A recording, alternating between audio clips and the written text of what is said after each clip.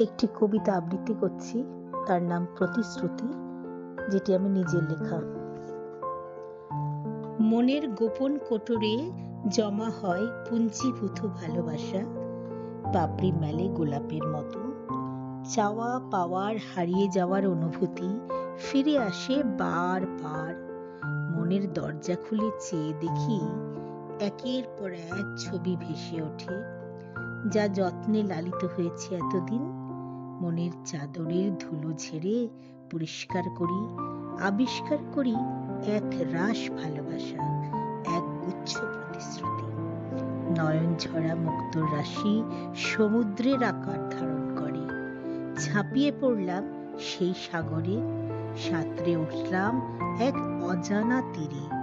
স্মৃতির পাতায় রঙিন খামে মোড়া স্বপ্ন, পাখা মেলে খোলা আকাশে।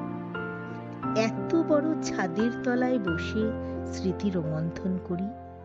প্রতিশ্রুতি মনে রাখতে চাই, যার আঙিনায় আমরা খেলা করি। কিন্তু শব্দ খেলার বস্তু নয়, স্নেহের পরশ ভোলার নয়। লালিমায় ভরা সম্পদ বস্তু নয়।